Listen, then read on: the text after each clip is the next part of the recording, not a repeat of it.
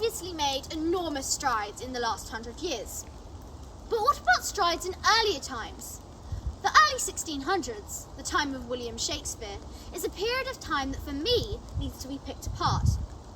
It's assumed by many that he presented women as rebellious, three-dimensional characters, which would have been extraordinary and highly valued at the time, particularly by women. But did he really subvert their role?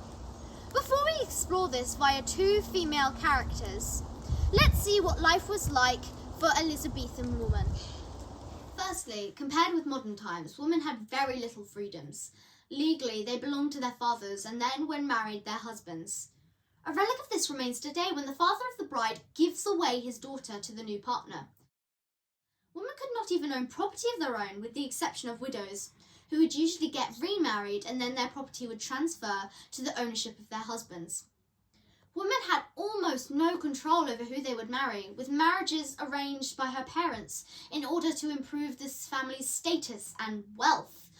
Often couples would meet for the first time on their wedding day, which is sort of sad. Did you know that it was acceptable, legal, and even expected for men to punish their wives and children? One misconception often held today is that women were not educated. While all women had to know how to govern a household and be skilled in housewife duties, it is untrue that they were all illiterate and ill-educated.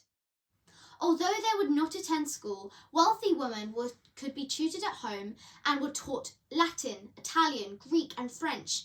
Music skills were essential. Poor women were not allowed to attend school either, but would be rarely tutored and so would be more likely to be illiterate.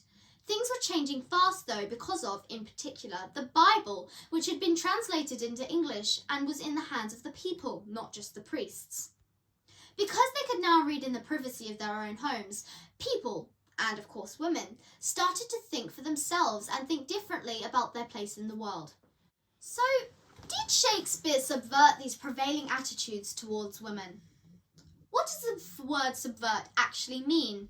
Well, subvert means to change the way something is perceived. Let's start with Shakespeare's most famous female character, Lady Macbeth.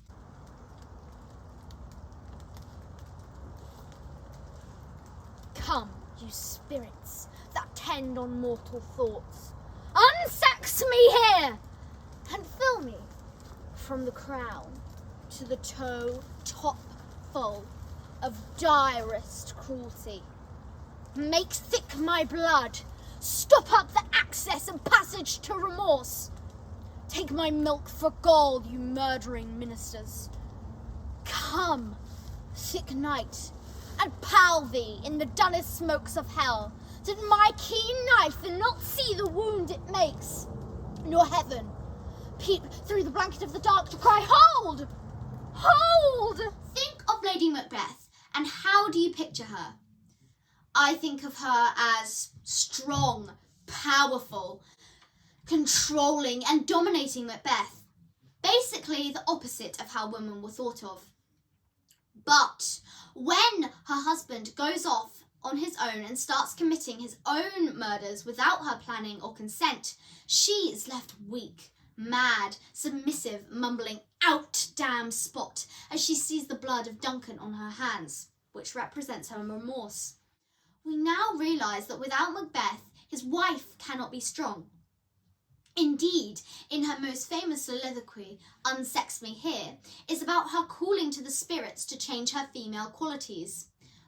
So, for example, Shakespeare uses one symbol of woman, breast milk, which gives life and nurture to babies, and has Lady Macbeth imagining swapping it for gall, which is poison, which of course kills. This is so that she can be strong enough not to feel remorse for what she's about to do. In short, on the surface, Lady Macbeth is powerful and dominating. However, she's also admitting her weaknesses as a woman. Later, she admits to Macbeth, after he has killed King Duncan, that, had he not resembled my father as he'd slept, I'd have done it. She is too weak to do this deed simply because she is female. Now, let's take a female character who supposedly is the polar opposite of Lady Macbeth, Juliet. The play is set in Verona, where expectations of women were very similar to English ones. Women should be weak, submissive, and reliant and compliant to their husbands. Obviously, playing to the game that Shakespeare likes to do, Juliet is none of these on the surface. On meeting Romeo, she defies expectations. She's very forward, flirts, and encourages the kiss with a complete stranger. Again, in the balcony scene, she is the dominant one, challenging Romeo's motives. Oh, Romeo. Romeo! Wherefore art thou Romeo? Did I thy father refuse thy name? Or if thou wilt not, be but sworn my love, and I'll no longer be a Capulet. 'Tis but thy name that is my enemy. Oh, be some other name. What's in a name? That which we call a rose by any other name would smell as sweet. So, Romeo, doff thy name, and in that name take all myself.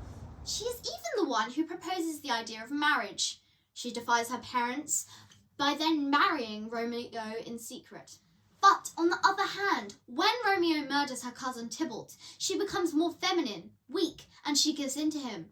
She does not reject him for what he did. Also, she accepts the friar's crazy plan of taking a sleeping potion to fake her own death. By this point, she seems to have lost personal agency and is depending on the males around her.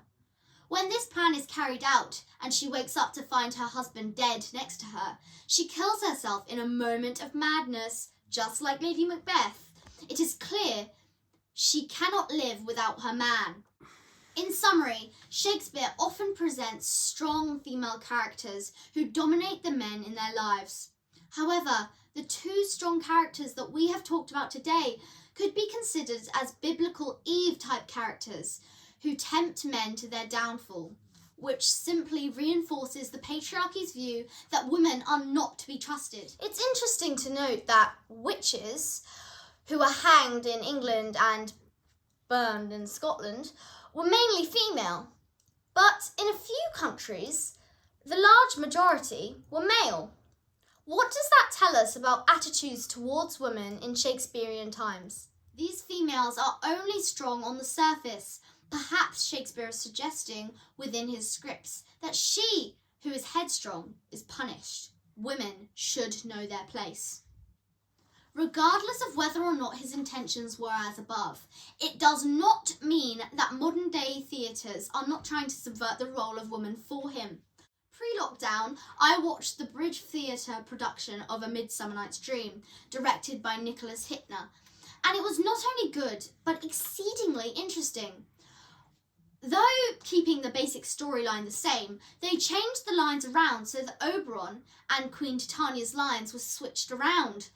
Oberon fell in love with Bottom and was the weak one, whereas the Queen and previously meek woman stood strong with all the power in her hands. How refreshing that she doesn't die horribly like so many of Shakespeare's other women. Long live Shakespeare women!